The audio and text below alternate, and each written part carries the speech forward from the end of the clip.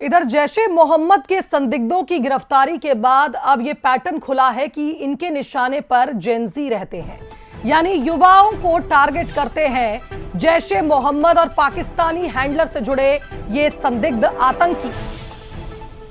बता दें कि जैश से जुड़े 8 संदिग्धों को हाल ही में गिरफ्तार किया है गुजरात एमपी एटीएस ने, और यह माना जा रहा है कि 8 में से 2 संदिग्धों की उम्र 18 से 19 साल है, यानी नौजवान। देवास से भी जैश मॉड्यूल का संदिग्ध अरेस्ट हुआ है। मिस्त्री का काम करने वाला आतंकी निकला है। 18 साल का बिलाल, जिसे हिरासत में लिया गया, और एटीएस ने दावा किया है कि पाकिस्तान हैंडलर्स के संपर्क में थे ये सभी आतंकी नेटवर्क खड़ा कर रहे थे। ये सभी मोबाइल, साहित्य, झंडे, तंजीम बनाकर भर्ती के आरोप हैं इन पर, जिन पर जांच जारी है। हाल ही में आप देखिए भोपाल में भी कई आतंकी पकड़े गए थे। ये सभी अपनी पहचान छिपाते हैं और उसके बाद धीरे धीरे अपने नेटवर्क से लोगों को जोड़ते हैं, और इनके टारगेट पर गरीब और कट्टरपंथी युवा होते हैं।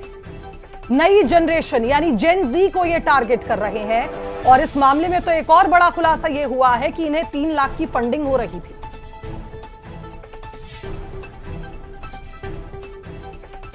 तो देवास से जैश का आतंकी पकड़ा गया है।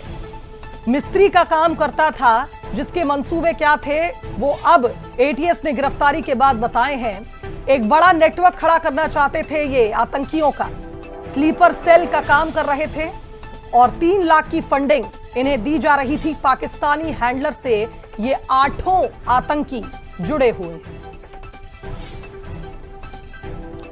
सहयोगी सनी का रुख करेंगे, हमारे साथ इस खबर पर जुड़ रहे हैं। सनी, जब भोपाल में गिरफ्तारी हुई थी तब भी हमने देखा था कि पैटर्न वही था, युवाओं को टारगेट करो, खासकर की गरीब और कट्टरपंथी युवाओं को टारगेट करके उन्हें अपने नेटवर्क से जोड़ो, और यही काम ये 8 आतंकी कर रहे थे जिन्हें गुजरात एटीएस ने पकड़ा है।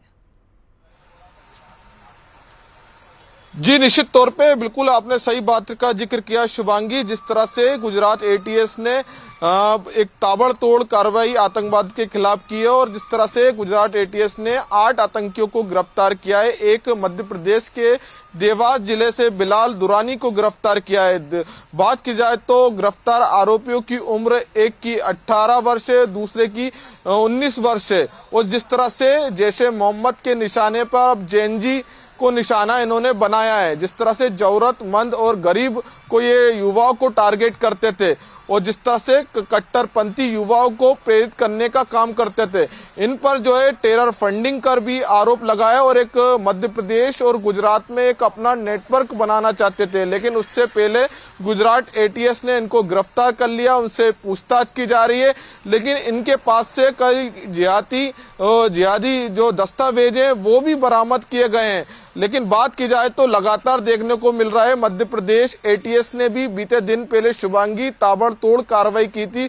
उसमें जिस तरह से भोपाल के एक संदिग्ध आरोपी को गिरफ्तार किया था, वो भी भोपाल में रहकर जो है युवाओं को ब्रेन वॉश करने का काम करता था। लेकिन जिस तरह से ये सभी जो आतंकी हैं वो पाकिस्तानी हैंडलर से जुड़े हुए थे। लेकिन लगातार आरोपियों से पूछताछ की जा रही है, लेकिन कई बड़े खुलासे आगे हो सकते हैं। और कुल मिलाकर सनी ये कहा जाए कि जिस तरह से ये काम करते हैं, निश्चित तौर पर आज की जनरेशन को ये काफी बरगला भी लेते हैं, उनका ब्रेन वॉश भी कर लेते हैं। और चूंकि जेनजी पर प्रभाव डालना भी काफी आसान है, इसलिए इनके टारगेट पर ये जनरेशन के लोग रहते हैं। फिलहाल बहुत शुक्रिया आपका तमाम अपडेट्स के लिए। तो कुल मिलाकर ये कहा जाए कि एटीएस ने एक बड़ी कार्रवाई की है, जहां 8 आतंकी पकड़े गए हैं। लेकिन इस बीच